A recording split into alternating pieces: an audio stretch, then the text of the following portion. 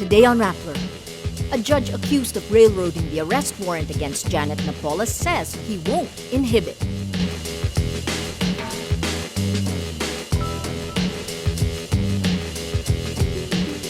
National Bureau of Investigation Chief Donatus Roxas resigns over alleged leaks in the agency on the Napoles case.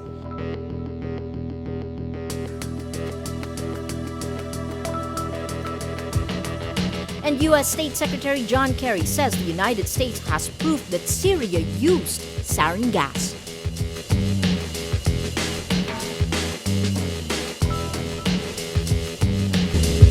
Hello, I'm Maria Ressa. Welcome to Rappler, your social news network.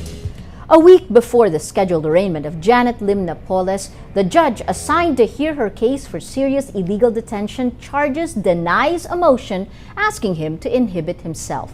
On Monday, Makati Regional Trial Court Branch 150 Judge Elmo Alameda says the petition for him to excuse himself from the case lacks merit. Napoles' arraignment is scheduled on September 9. Napoles is the alleged head of a multi-billion peso scam involving the siphoning of lawmakers' pork barrel through dubious NGOs. Earlier, her lawyers asked Alameda to inhibit himself from the case, claiming he, quote, truly railroaded the issuance of an arrest warrant against her and her brother. The National Bureau of Investigation filed serious illegal detention charges against Napoles and her brother Reynold Lim after they allegedly kidnapped their cousin-turned-whistleblower, Benner Luy. The NBI rescued Luy in March after a 3-month detention. He's now a state witness in the pork barrel scam case being prepared by the government. Janet Napoles is transferred to her new detention facility in Lagona just before dawn Sunday. Just 24 hours since she's transferred to Fort Santo Domingo, she complains of an anxiety attack. According to police spokesperson Ruben Sindak, Napoles said she has, quote, a claustrophobic disorder, a fear of small places and of feeling locked in. A nurse found Napoles' sugar level dropped and her blood pressure shot up to 180/150 from 120/90 of the previous day. Napoles is currently staying in a 2-bedroom, non-air-conditioned facility. Fort Santo Domingo is the training ground of the PNP's Special Action Forces. High-profile criminals like former President Joseph Estrada were detained here. Senate President Franklin Dron suggests holding Napoles' hearing in Laguna instead of transferring her to Makati. Napoles' detention camp is about 65 kilometers away from Metro Manila.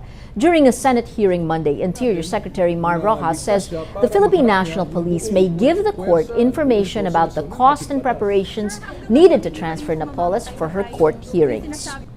Sa ngayon, mahirap na ma-estimate yan, no? Dahil theoretical. No? Meron namang arraignment sa Petsa 9 ata. I think it's the arraignment. Kung kailan man yun, yung pinaka-movement, ay doon lang namin talaga malalaman yung kung gaano kahirap, ano yung mga gastos, ano yung mga paghahanda na kakailanganin. Doon lang talaga na. He cites pros and cons in transferring Napoles to Makati versus holding the hearings in the Police Special Forces training camp. Napoles surrendered to President Benigno Aquino last week, citing threats to her life. The 25.2 billion peso lump sum for lawmakers' Priority Development Assistance Fund, or the PDAF, will no longer be included in the proposed 2014 budget. House Appropriations Committee Representative Isidro Ungab says breaking the amount down into line items in the budget is being considered. On August 23, President Aquino announced he would abolish the PDAF, commonly known as the pork barrel, and install a new scheme following reports and exposés alleging lawmakers channeled funds to dubious non-government organizations in exchange for kickbacks. The new scheme will supposedly set stricter controls on projects that need funding. Ungab says lawmakers will no longer be required to submit the list of preferred projects to be included as line items. National Bureau of Investigation Chief Donatus Roxas resigns Monday in connection with alleged leaks in the agency in the Napoles case. Justice Secretary Laila de Lima says Roxas submits his, quote, irrevocable resignation after President Aquino told the Philippine Daily Inquirer there are people in the NBI who are, quote, less trustworthy. In a television interview, De Lima says Aquino was, quote, misquoted by the paper. De Lima adds, That's not fair to Director Roxas. I can tell you the president was not at all referring to Director Noni. It's an issue of institutional integrity. She says Aquino is referring to the suspected tip-off on the arrest warrant issued against Napoles and her brother Reynald Lim. The Inquirer reported the leak was the reason Aquino turned Napoles over to the Philippine National Police instead of the NBI. Napoles surrendered to the president on August 28. Malacanang says it has yet to see the resignation letter. De Lima says she told Aquino, quote, not to accept the resignation, adding, quote, I don't want to lose a good man. The Philippine Department of Foreign Affairs, or DFA, discloses reasons for President Aquino's canceled trip to China, a set of conditions Aquino rejected to defend, quote, the country's national interest. On August 29th, the DFA says Aquino canceled his attendance in the 10th China-ASEAN Expo at China's request. On Monday, DFA spokesman Raul Hernandez says China imposed conditions for Aquino's attendance that were, quote, absolutely inimical to our national interest. He refused to identify the conditions, adding, quote, to avoid embarrassment on the Chinese side, we will not state these conditions. This comes more than a month after an international court begins hearing the Philippines' case against China over the West Philippine Sea, or the South China Sea. The Philippines and the United States continue to hammer out an agreement on U.S. access to military bases in the country. Carmela Fonbuena reports. The Philippines and the U.S. finished its second round of talks, but few details are revealed to the public. The agreement allows increased rotational presence of U.S. troops in the Philippines and wider access to Philippine military bases. Speaking to journalists in Washington where the talks were held, the Philippine panel members enumerate, quote, specific understanding between the two panels. Facilities used for pre-positioning will remain the property of the Philippines. The Philippines will maintain primary responsibility and authority in matters of security. Any construction that the United States government may finance on a facility that we approve has to be removed once the activity has terminated. Stronger language on the prohibition of pre-positioning weapons that are not allowed under international law. The Philippines sought the assistance of the U.S. to improve the country's minimum credible defense in the wake of China's aggressive behavior over disputed territories in the West Philippine Sea. The Philippine request also coincides with Washington's strategy of rebalancing its security policy in the Asia-Pacific. They have a keen interest in helping us out because this will result in a stronger alliance. The panels give very limited information on the implementation of the agreement. How many U.S. troops are we talking about and how long are they staying? What facilities will be built and what equipment will be brought in? Panel Chairman Defense Undersecretary Pio Lorenzo Batino says the framework will not provide these details. He explains each activity will be discussed separately by the U.S. and the Philippines following the approval of the framework.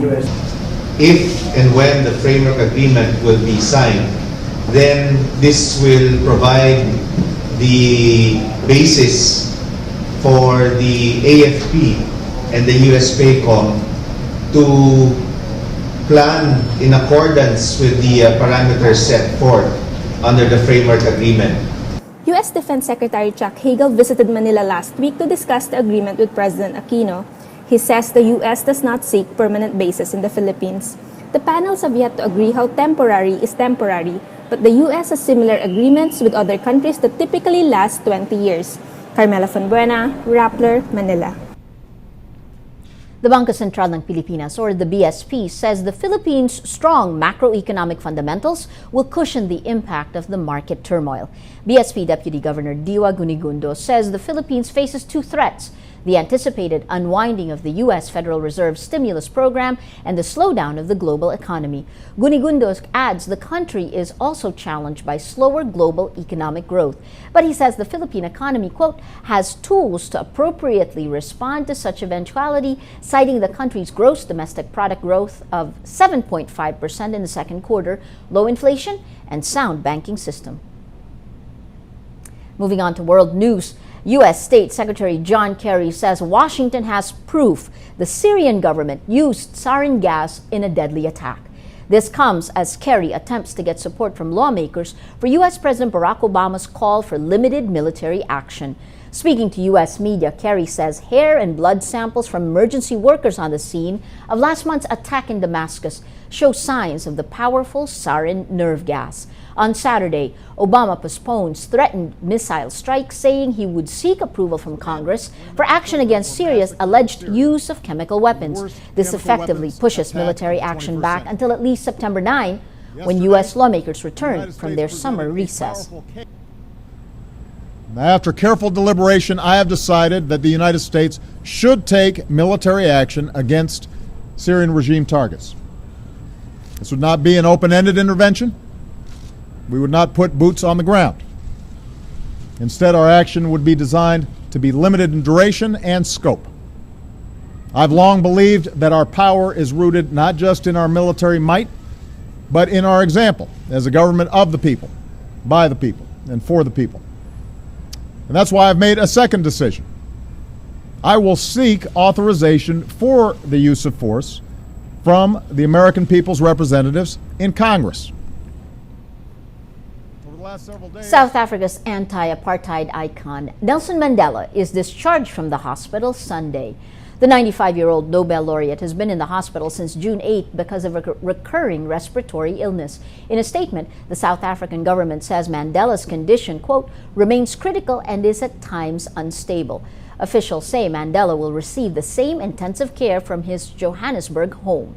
Since his admission, South Africans have been united in praying for a speedy recovery of the country's first black president.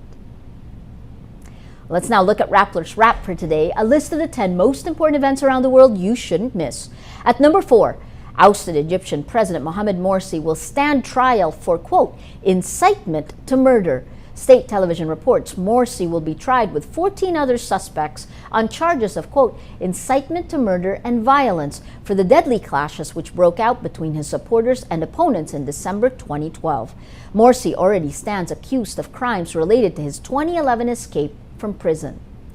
At number 7, millions of Australians will cast their votes on September 7 in an election which poses logistical challenges for the continent-sized country. A record 14.71 million Australians registered to cast their votes at some 7,500 polling booths. Voting is compulsory. With many people living in far-flung areas, 38 polling teams crisscross the enormous country to reach more than 400 isolated communities. And at number 9, British broadcasting giant David Frost dies of a heart attack Saturday after getting sick on board the Queen Elizabeth cruise liner. He was 74. Celebrated for his revealing interviews with former U.S. President Richard Nixon, Frost's list of interviewees were expansive. He interviewed presidents, prime ministers, royalty, and show business celebrities. Frost's lengthy 1977 interviews with Nixon saw him press the former president on the Watergate scandal. For the full top 10, visit Rappler.com's The Wrap. Every story on Rappler has its own mood meter, which gives you 8 emotions to choose from. You click how you feel and your vote comes down to the mood navigator in the middle of the front page that crowdsources the mood of the day. It also gives you the top 10 stories that have gotten the most number of votes on their mood meter. These 10 stories have affected our readers and our viewers the most. It's a colorful day to day. If you take a look, we still have the Napoles stories taking front center. The exclusive on Napoles partying with an anti-graft court justice. The exclusive picture here has 75% angry, but interestingly, 5% happy. And then we have the happy stories, Philippine matches China 7.5 GDP, and the game just last night, 10 game winner lifts LaSalle past Ateneo, 66% happy on that. You have Ateneo coach Perasol near scuffle after the loss to LaSalle last night, 17% happy and 31% amused. And the story that's gotten the most number of votes is this one, Perasol heckler ready to say sorry, 46% amused, and you have here the 17% happy. The green has it today. Most people are happy. Happy Monday. That is Rappler's Newscast for today, Monday, September 2, 2013. Visit Rappler.com and watch our newscast Monday to Friday. Tell us how you feel on our mood meter and help us crowdsource the mood of the day. I'm Maria Ressa. As we say at Rappler, tomorrow begins today.